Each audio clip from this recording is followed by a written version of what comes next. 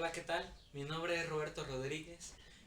En esta ocasión les hablaré sobre patria y globalización, como lo entiende el autor Peter Sloterdijk. Para eso me basaré en su texto, que aquí lo tengo a la mano, y en mi libreta de anotaciones. Para comenzar, definiré o diré algunas frases que diría el autor Peter, de lo cual es muy interesante para entender este concepto de patria y cómo ha ido cambiando en nuestras vidas. El mundo globalizado anuncia el fin del sedentarismo y con ello el concepto de patria. Es decir, con esto se refiere al autor que el fin del sedentarismo se inauguró una época de crisis permanente del concepto de patria, donde la patria forma parte del territorio y de experiencias análogas con la cultura. Es decir, el concepto es algo lingüístico y de simbiosis. En otras palabras, tiene sentido con los signos. Cada persona lo interpreta de diferentes maneras. Ahora, quien menciona la palabra patria, hace alusión a reclamar su forma de vida, a proteger su territorio, a poder fortalecer en su vida y a vivir en un mundo moderno. En un mundo moderno donde existe una nueva política y un nuevo espacio de residencia, es decir, a formar parte de un sistema inmunológico espacial. En otras palabras, vivimos bajo una perspectiva de que todo lo que hacemos nosotros está bien. Todo lo que nosotros decimos es lo correcto. Sin embargo, como ya lo mencionaba anteriormente, cuando mencionamos la palabra patria, muchos de nosotros se nos va a la mente a pensar que este concepto se refiere especialmente a violencia o a proteger nuestro territorio.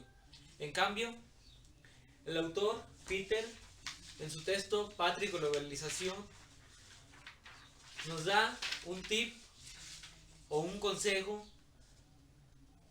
para ver la patria desde otro punto de vista. Él dice, la patria debe ser reinventada, permanente, mediante el arte de saber vivir y las alianzas inteligentes. Es decir, que debemos que ir mejorando, que no solamente nos tenemos que conformar con vivir en un mundo como el que siempre hemos vivido, un mundo globalizado.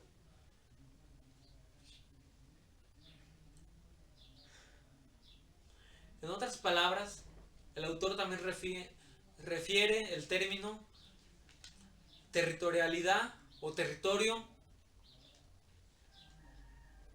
a una falsa conexión entre el territorio y su propietario. Es decir, que vivimos en un mundo engañado.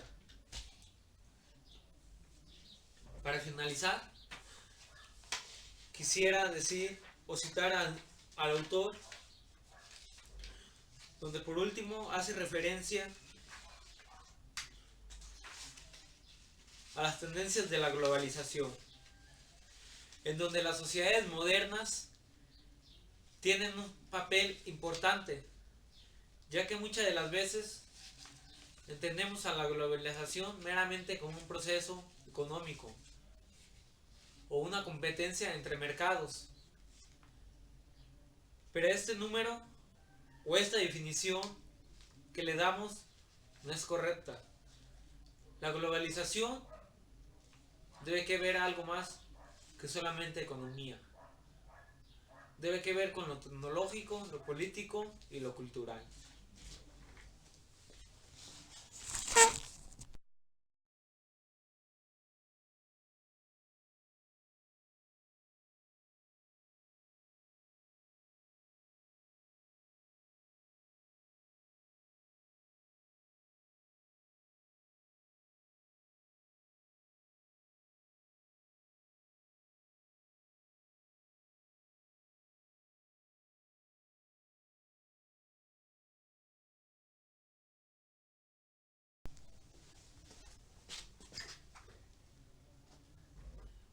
los temas que está es cómo entender a la globalización.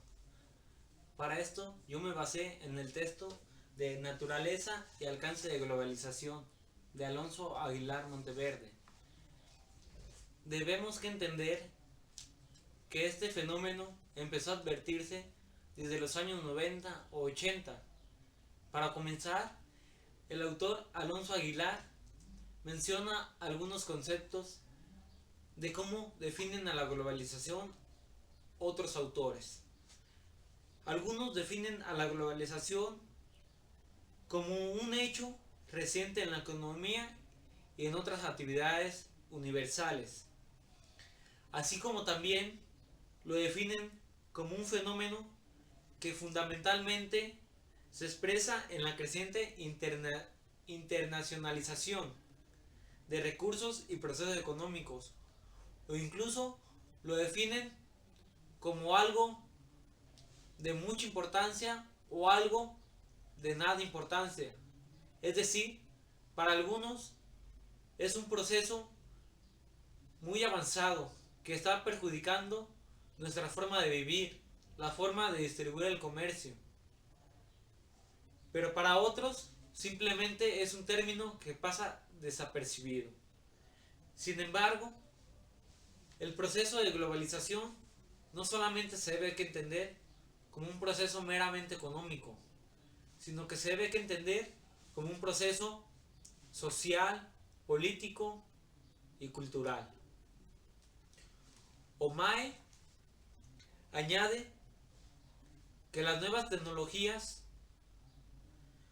han ido transformando nuestra vida, han sido un papel clave en nuestro desarrollo, en nuestro mundo global, ya que ahora las tecnologías nos han transformado en un mundo más moderno, en un mundo donde el capital privado es ahora más importante que el público, donde nos enfrentamos a un orden global conformado por las tecnologías de la información. Eso lo podemos ver en los medios de comunicación, en la televisión, en las computadoras. Es decir, nos encontramos en una nueva era, en una era de rapidez. La globalización tiene algunas ventajas y unas desventajas. El autor, Alonso Aguilar, hace mención de ellas dentro de su texto Naturaleza y alcance de la globalización. Menciona que el proceso de la globalización no plantea problemas de fácil resolución. Uno de los principales problemas a los que se enfrenta es a los recursos financieros, a las corrientes cada vez mayores de trabajadores migratorios y la dimensión global de los problemas ecológicos. Así como también otras de las ventajas de la globalización es que hay mayores desequilibrios económicos. Es decir, los ricos se hacen más ricos y los pobres se hacen más pobres.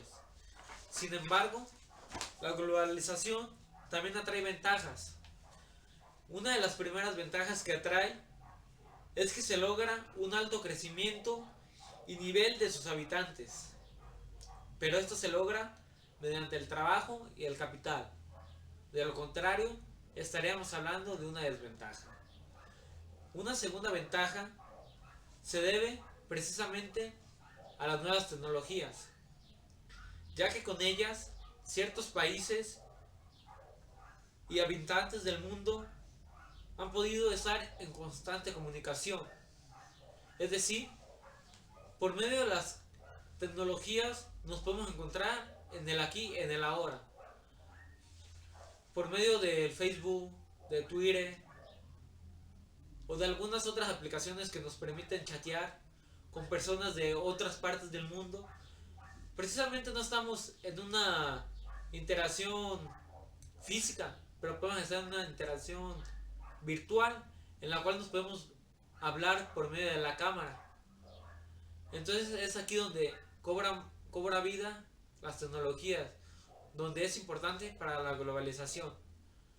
En cambio, muchos de nosotros, o la mayoría de nosotros, entiende a la globalización como un proceso de competencias de mercados, es decir, la Coca-Cola con la Pepsi o la Corona con la Estrella. Pero como ya se mencionaba anteriormente, esto es sumamente irreprochable, ya que no solamente se trata de economía, sino que se trata de tecnología, política y cultura. Es por ello que me atrevo a decir que el Internet es una de las fuentes más importantes para nuestra vida. Por lo cual digo esta frase. Tal vez parezca algo prometedora o algo de reflexión, pero en lo particular es una frase que me llama mucho la atención y que debemos que analizar. El Internet es la fuente para sobrevivir, es decir, Google no podría existir sin una sociedad, pero, pero ni una sociedad podría existir sin Google.